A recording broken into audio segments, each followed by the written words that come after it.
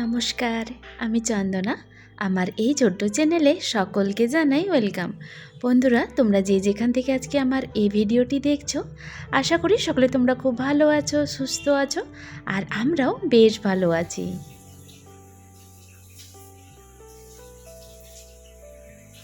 আজ শুক্রবার, আর জানো আজকে অনেক ভোরে ঘুম ভেঙে গিয়েছে।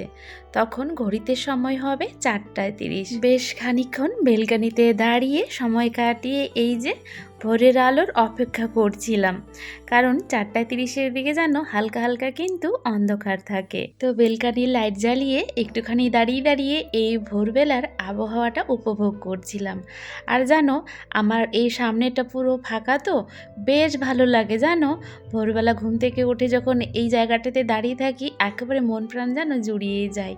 সেই গরমের দিনে বলো বা ঠান্ডার দিনে তো আরোই দেখতে এতটা ভালো লাগে, কারণ সামনে স্কুলের গাছগুলো আছে না, তারপর ওই যে কুয়াশা পড়ে ভীষণই ভালো লাগে জানো দেখতে।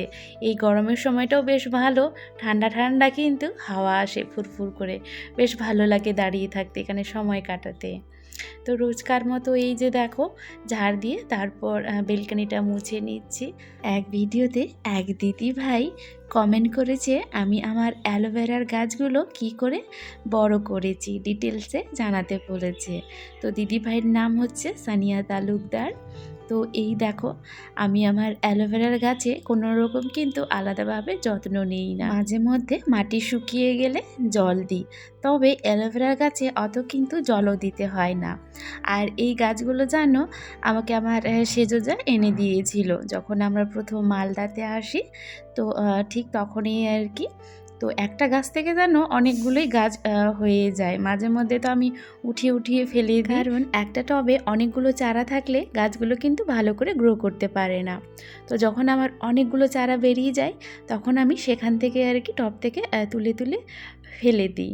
আর আলাদাভাবে সেরকম কিন্তু কোনো কিছুই যত্ন নেই না, ওই লাগিয়ে দিয়েছি, এনে দিয়েছিল ওই মাটিতেই আর কি। মাটিতেও তেমন কিন্তু যে কোনো কিছু মিক্স করেছি সেটাও কিন্তু না, শুধু ওই মাটি শুকিয়ে গেলে জলটা সময় মতো দিই। তো চলো, গাছপালাতে আমার জল দেওয়া হয়ে গিয়েছে, এখন তাড়াতাড়ি চটপট কাজে লেগে পড়ি, না হলে আমার এই যে এত সকালে ঘুম থেকে ওঠার কোনো কিন্তু লাভ হবে না সময় মতো কাজগুলোকে যদি আমি না কমপ্লিট করতে পারি, কারণ আমার ছেলের স্কুল আছে, রান্নাটাও বসাতে হবে। তো প্রথমত এই যে গাছগুলোতে জল দিয়ে নিয়েছি, এখন সারাদিনে আর চিন্তা নেই। আর জানো এখন এত তাড়াতাড়ি গাছ মানে মাটি শুকিয়ে যায়, তো ঘন ঘন একটুখানি আর কি 2 টাইম তোমার জলও দিতে হয়। আর আমরা যেই ফ্ল্যাটে থাকি, আমরা কিন্তু পশ্চিম সাইডে থাকি, সে কারণে জানো 11টার পর পর সারা দুপুর জুড়ে মানে বিকাল পর্যন্ত সূর্য যতক্ষণ না অস্ত যায় ততক্ষণ পর্যন্ত কিন্তু রৌদ্র আমরা পেতে থাকি। সে কারণে গাছে একটুখানি কিন্তু ঘন ঘন জল দিতে হয়, মানে 2 টাইম আর কি। তো দেখো বালিশের কভারগুলো একটুখানি ছিঁড়ে গিয়েছিল, তো বাড়িতে বসেই যেহেতু সময় অনেকটা আছে আমার হাতে, তো বাড়িতেই বসে বসে সেলাই করে নিলাম। আর এই ছোটো মোটো সেলাইয়ের জন্য কিন্তু আমি ওই দর্জির কাছে আর কি যাই না। যেমন নাইটি কোথাও ছিঁড়ে গেলে বা এই বালিশের কভার আরও অন্যান্য কিছু যেগুলো আমি পারবো আর কি বাড়িতে বসে করতে, সেগুলো কিন্তু আমি বাড়িতেই আর কি সেলাই করে নিই, আলাদা করে তোমার দর্জির কাছে যাওয়া হয় না। তবে হ্যাঁ, নতুন কোনো কুর্তি বা নতুন কোনো একটু ভালো তোমার দামি কাপড় হলে সেটা আমি কিন্তু টেলারের কাছেই দিই।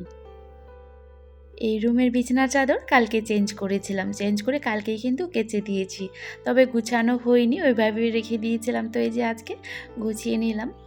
তো বন্ধুরা, আজকে আমার এই ভিডিওর কোনো অংশ যদি তোমাদের একটুখানি হলেও ভালো লেগে থাকে, তাহলে কিন্তু অবশ্যই ভিডিওতে একটি লাইক, কমেন্ট, চ্যানেলটিকে সাবস্ক্রাইব করে দিয়ে বেল আইকনটি ক্লিক করে পাশে থেকো। তোমাদের একটি লাইক, কমেন্ট আমাকে আরও ভালো ভালো ভিডিও বানাতে অনেক উৎসাহিত করে বন্ধুরা। তো না স্কিপ করে বাকি অংশটুকু দেখতে থাকো। আজকে তোমাদের দাদা ভাই আর বাবু মানে আমার ছেলেকে কিন্তু আমি বাবু বলেই ডাকি, শুধু আমি বলে না, আমাদের বাড়ির সবাই আমার ছেলেকে কিন্তু বাবু বলেই ডাকে। তো আজকে সকাল সকাল ঘুম থেকে উঠে পড়েছে, সে কারণে এই যে দেখো প্রত্যেক দিন কিন্তু আমি আমার পাশের রুমটা বিছানা ঝেড়ে ওই রুমটা পরিষ্কার করে রান্নাঘর মুছে তারপর কিন্তু আমি এই রুমে আসি, কিন্তু আজ অন্যরকম, মানে যেহেতু সকালে উঠে পড়েছে, সে কারণেই এই রুমটা আগে আজকে ঝেড়ে নেব। আর আজকে উঠেছিও অনেক সকালে, সে কারণে যেন হাতেও সময় প্রচুর আছে। আর আজকের ওয়েদারটাও বেশ ভালো, কখনো মেঘলা হয়ে যাচ্ছে, কখনো আবার রৌদ্রু, আবার তার সাথে কিন্তু হাওয়াও আছে। মনে হয় আজকালের মধ্যেই দেখবে বৃষ্টি হবে, ঠিক তেমনই কিন্তু ওয়েদারটা করছে। এই যে এত যত্ন করে বিছানাপত্র গুছিয়ে রাখছি, সকালের এই সময়টা বেশ ভালোই থাকে, মানে যেমন গুছিয়ে রাখি ঠিক তেমনই থাকে, কারণ বাবু তো সকালের সময়টা ব্যস্ত থাকে, ওর স্নান আছে, খাওয়া দাওয়া আছে, স্কুলের ব্যাগপত্র গুছানো আছে, তারপর স্কুলে চলে যায়, ততক্ষণই ঠিক থাকে। আবার যখন ও স্কুল থেকে চলে আসে তখন শুরু হয় ওর বালিশ নিয়ে খেলাধুলা।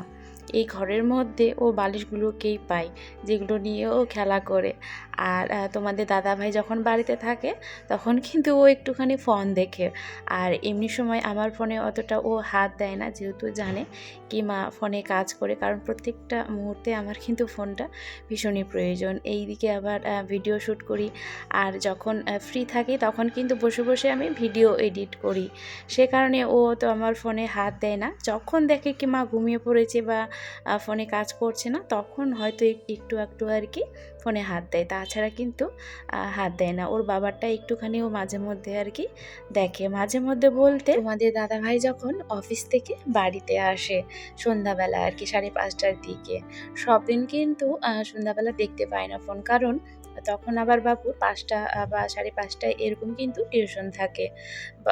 তোমাদের দাদাভাই বাড়ি আসার আগেই কিন্তু বাবুকে চলে যেতে হয় টিউশনে, তখন তো দেখতে পায় না। কিন্তু হ্যাঁ, টিউশন থেকে যখন ও আসে পড়া কমপ্লিট করে তারপর একটুখানি হাত দেয়, ওই 10-15 মিনিটের মতো, তারপর তো আবার ওকে পড়তে বসতে হয়। তবে হ্যাঁ, পড়াশোনা কমপ্লিট করে ঘুমানোর আগে কিন্তু ও বাবার ফোনটা অনেকক্ষণ ধরেই দেখে। সেই সময়টা অবশ্য বারণ করি না, কারণ সারাদিন তো পড়াশোনা নিয়ে এটা ওটা নিয়ে ব্যস্ত থাকে, সেই সময়টা একটুখানি ওকে দেখতে দিই। তো এই দেখো, তোমাদের সাথে গল্প করতে করতে ওই রুমের বিছনা ঝাড়া, ওই রুম পুরো ক্লিন করে নিয়েছে। এখন চলে এসেছি এই যে এই রুমের বিছনা ঝাড়তে। কাজের মধ্যে এখন শুধু আমার বাকি রইল তোমার ওই ঘর মোছার আর কি, তাহলেই কিন্তু কমপ্লিট। স্নান করে পুজো দিয়ে তারপর হচ্ছে তোমার রান্না বসাবো। আর আমার ভিডিওর ব্যাকগ্রাউন্ডে আজকে তোমরা অনেক রকমের সাউন্ড পাবে, কোনো কিছু করার নেই। অনেকক্ষণ ধরেই ভিডিও এডিট আমার শেষ হয়ে যেত, মানে কমপ্লিট হয়ে যেত, তবে ওই যে তোমার এই সাউন্ডগুলোর জন্য কিন্তু আমাকে অনেকক্ষণ ধরে ওয়েট করে করে ভিডিওতে ভয়েস দিতে হয়।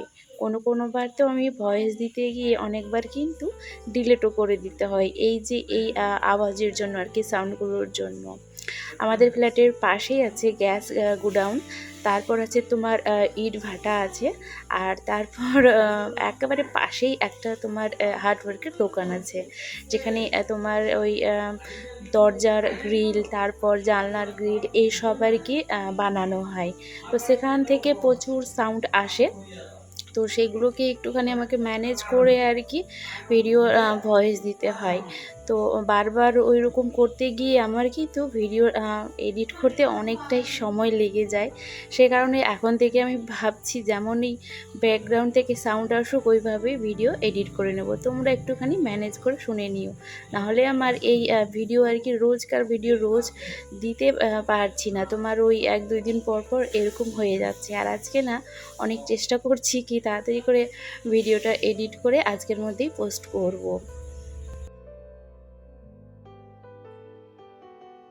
তো এই যে দেখো, সমস্ত কাজ কমপ্লিট করে স্নান করে নিয়েছি।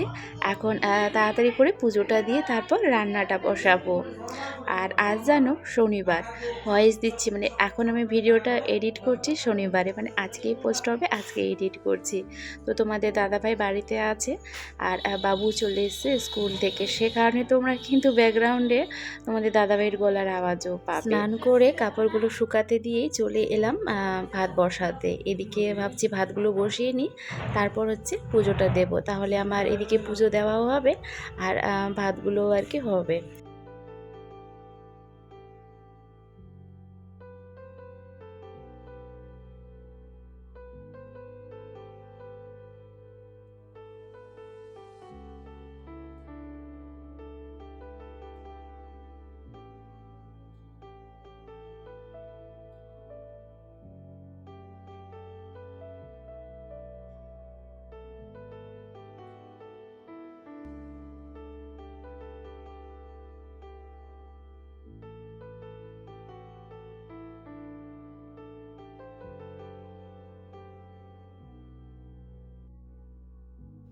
তো এই দেখো সমস্ত কাজ কমপ্লিট করে পুজো দেওয়া আমার হয়ে গিয়েছে। আর তোমাদের দাদাভাই এইদিকে সকাল সকাল বাজার করে নিয়ে চলে এসছে।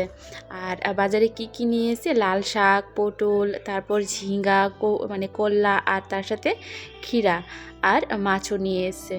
তো আজকে মাছ দিয়ে তোমার ঝিঙ্গে তারপর পটল দিয়ে হালকা পাতলা করে ঝোল করব। আজকে কিন্তু মাছের ঝোলে আলু দেব না, সেই রোজ আর কি আলু দিয়েই ঝোল হয়, এটা ওটা দিই, তার সাথে কিন্তু আলু দেওয়া হয়। কিন্তু আজকে ভাবছি না, আলু দেব না, তোমার ঝিঙ্গা পটল দিয়েই পাতলা হালকা করে আর কি ঝোল করব। আর হচ্ছে তোমার কলার ভাজা করব। তাহলে কিন্তু আজকের মতো রান্না কমপ্লিট। আর এই গরমের দিনে এরকম কিন্তু সিম্পল রান্নাই বেশ ভালো লাগে। যেমন আজকে একটুখানি পেঁয়াজ কুচি আর হালকা মশলা দিয়ে আর সবজিগুলোকে কিন্তু বেশি কিন্তু কষি নিয়ে আর কি, হালকা করে কষি নিয়ে একটুখানি মশলা দিয়ে এই যে পাতলা করে একেবারে ঝোল করে নিলাম। তো বন্ধুরা, তাহলে আজকের মতো রান্না করতে করতে আমি আমার ভিডিওটি শেষ করলাম। আবারও একটি নতুন ভিডিও নিয়ে আসবো। ততক্ষণে সকলে তোমরা ভালো থেকো, সুস্থ থেকো আর অল টাইম হ্যাপি থেকো। তো এই দেখো ঝিঙে পটল মাছ দিয়ে ঝোল একেবারে রেডি। এখন শুধু তোমার ওই করলা ভাজা করলেই হবে।